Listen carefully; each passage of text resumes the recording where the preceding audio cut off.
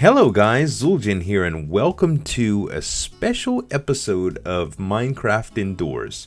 Today I'm here to show you a house that I worked on a little while back in a small series called Minecraft Inside Out. The series really didn't go nowhere, it didn't get too many views, and now that there are more of you, I thought I would show you some pretty good work that I've done a while back. The house wasn't quite finished, but I did do some recent improvements, so we'll start the tour now. Pardon me that we're in Minecraft 1.8 and the house isn't that very well lit, but the lighting, I did add lighting here and there where I saw fit, and for a creative build, it shows off concept pretty well. So we'll start with the living room. The living room was quite simple. I wanted an open floor plan with the kitchen that shared the same space with the dining room as well. And I decided to go with a very long wall full of ice and the white pillars. These are white stained clay from the Vortex Fanware pack, and it does very well. I wanted to do some recessed lighting, like some inset lighting, so I decided to do the glowstone in the floorboards. Now I could have used the glowstone lamps as well if you don't like the glowstone in whatever resource pack that you're using, but I decided to go with the glowstone lamps because I thought it was a nice touch for this resource pack. I went ahead and add a couple of plant features with the sugarcane and the regular plant. There's some water that's hidden behind these stairways that you see here and the white clay. That's why the sugarcane can still grow, and that's sand that's placed down there, so it kind of matches with the birchwood flooring, which by the way is on the half slab. I did almost the entire house on the half slab. In the front we have a little sectional that, well, maybe a big sectional that I decided to go with an entertainment center and a large double lamp with the anvils and that. Again, I did the fireplace. Now this is more of a modern fireplace because it's a flat black texture, something that you would see almost like a digital fireplace display in some of the newer houses, and it's also shared in the bedroom, which we'll get to in a minute. I did a little shelving unit up here, which is a bookshelf and a couple plants, and the exit door to the front lawn here. The entertainment center, I'm using a television painting as the TV, but you could have easily used coal blocks and any kind of trim that you like to make your favorite Minecraft TV designs. For the lighting, I chose like the pot lighting, and I'm using enchantment tables for the recessed lighting. Right above these I have the glowstone, and the light shines through the enchanting table, so the bottom of it creates a nice little light that you can use for recessed lighting, and it works out pretty well. For the snack bar, I had to go up a little bit different to make it appear like I had bar stools, so I decided to go with the full black slab and the black carpet on top. I did the fence posts in the middle, and on top of that I did a weighted pressure plate and an item frame with a fence post to show that there was a bracket there, and it turned out pretty good. I like the design of the chairs. The snack bar is actually 2.5 high, and it's a 2 deep design that goes right into kind of like a countertop separate from the main kitchen. I did a couple of cutting boards here and a knife block. I figured that this was a cool little representation of a knife block, and I actually did an anvil right here to show a little bit of different variance in the textures. I also thought about putting a towel. I could have done something like a banner here maybe. That would have given me a couple of maybe some spare towels that I could have used like kitchen towels in a different color just to show, but it was a little bit obscure, so I decided to leave it out on the first go round. I did double sinks here and a little faucet. And for the kitchen themselves, I originally had a ton of paintings that symbolize cabinets here, but it wasn't really practical for the type of build that this was, and it didn't correlate well to any other resource packs, so I decided to disassemble it and change it up a little bit. Instead of doing cabinets, which are really hard in Minecraft default, I decided to do just shelving space. So I did a few chests actually with some banners that kind of hide the chest here, just to show that there's a hidden storage area, kind of like a pantry. Here I did some food items in a shelving and assortment with the item frames, and I did the same thing with drinks here right next to the refrigerator. Here I went with a 2 deep design, and I went with a furnace minecart or a hopper minecart to show that there was maybe a dishwasher here and a couple of kickboard panels for maybe a dishwasher look as well. I did some resource lighting back here and a typical piston refrigerator for the double refrigerator design for this room. Just to give it a little outline, I decided to use some white wool carpet right along the top, just to give it a little bit of almost like an outline, you know, a white outline, and it worked out pretty well. Let's move on to the bedroom. So as I said before, the design was shared with the front room, and as you can see, the fireplace is mirrored from the inside out. In order for it not to burn the wood, I decided to use the stone brick slabs, or the stone slabs, and I went ahead and evened them out with it here so that the fire doesn't actually ignite the half slabs, which worked out pretty good. The bedroom was pretty sophisticated, actually. I wanted a couple of pieces of obscure furniture, so I did just like a couple of pieces of furniture with some combinations of stairs and slabs and different materials just to make it right. I did a couple of plant features in the corner to give this wall some symmetry, and I went with a really cool curtain design. Before the banners were implemented, I started doing flat glass slabs or ice with the glass panes on top to emulate curtains, and I decided to put the banners on top of the second layer, which is the panes, and it did a really good job. It's like a triple layer design, but any more banners than this was a little bit too busy with the design, so I ended up just putting them on the outer edges, and I really liked it.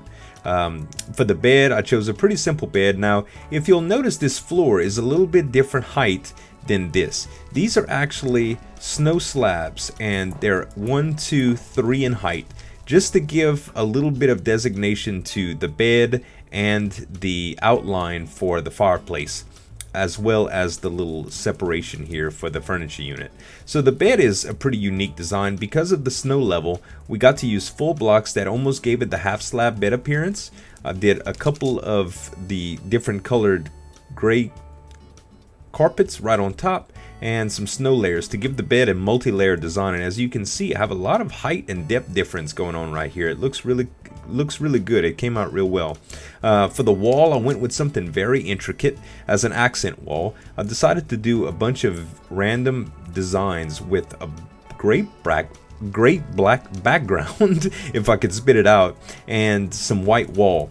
I originally had glowstone here, but I think that the sea lanterns did a good job in just giving it a little bit of extra light, and I went with a couple item frames with some seeds and some plants here and there just to show some decoration for that. I did the same thing with the lights at the top as I did in the front room, and on this wall I decided to go with a small bookshelf and a lamp design, and kind of like a centerpiece or something that you might see as some sort of I don't know, this is an Asian inspired painting, but it could have been any size large painting to give it just an area effect, almost like you would see if you were into something like a hobby and you had a large display of some sort in your room. This might have been I don't know, maybe a sci-fi display or an art display or whatever the heck it is, but I wanted to do a nice display here, and I have some books in the background with a shelf, a painting, and a couple of little curtains, so came out very good as a little centerpiece. On the opposite side, we have an office that's shared with the bedroom with just the open wall design, and I really like this office design. I wanted to do something different with the windows, and originally when I did my first executive office for Slipgator, I decided to do some windows that started at the wall and continued on into the ceiling, and I decided to keep the same design in here, which does a little thing that kind of makes it feel executive. I did a large bookcase, kind of like you'd see in a law office or some sort. A few bookcases here, a couple lights, some plants, a nice centerpiece for a painting. Definitely more decorative than practical. I went with a couple of reverse light sconces here. I think I like this design a lot more than the typical sconce. It just does something different and gives it a more modern, unique feel. I went with the TV here, even though I could have went with maybe coal blocks or something like that for the television. I did like this painting a lot more due to the fact that there was an accent wall here. I could have went double thick on the wall. It would have intruded a little bit in the space here, but it could have well been done with full blocks as well. The desk design was really good. Again, because of the layered snow, we got to do a desk design that was a little bit over 1 high, which is really unique. If I would put one more here, you would see that that's almost a full block. So the 3 high design really did a good job with the desk height and with the traditional seat design that I've been doing in modern builds, it came out really good with the office chair because it shows that it's like a little bit higher and it was a good spacing for it. I just did an item frame and a pressure plate and a lever to show kind of like a computer setup and a little plant just to give it some warmth. I did a few paintings and a couple of features on the wall. I did a little clock feature here and just maybe a book or an accolade of some sort of trophy along with a small plant just for decor to complete the room.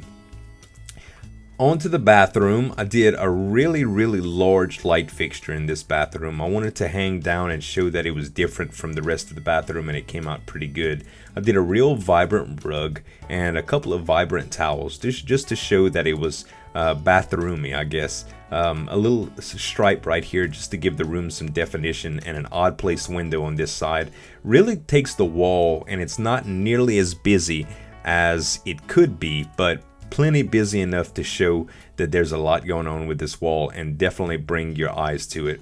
The bathtub was a little bit different. This is kind of some inspiration that I get from when I go to places like the World of Corrales server, that I get to see some really modern builds that people do some cool things with world edit and snow, and I figured that this design, while it can't hold water, it shows like a really neat modern design for a bathtub. Right here I did snow blocks along with the snow layers here, and then the quartz stairs just surrounding here to emulate a bathtub design.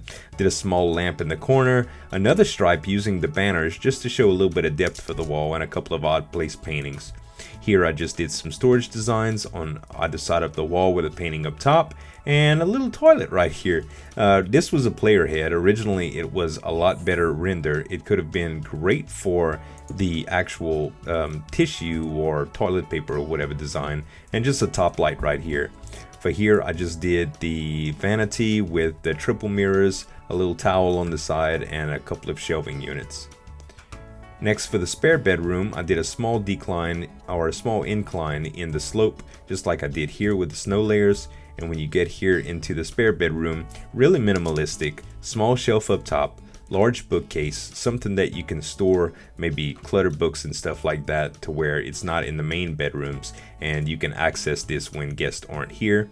Did a small shelf design, a large walk-in closet for storage for the guests, and I did use these warmer stands that were new with the various different types of warmers, and I thought it came out really good. A couple of shelves with the birch wood and these tripwire hooks as kind of like clothes hangers all around. A few shelves at the end, and that pretty much made up the walk-in closet. On this side I did a small chest of drawers that you could use maybe for filing cabinets or just for general storage when you come in to visit, a couple of generic paintings, and a very lackluster headboard type setup for the guest bedroom.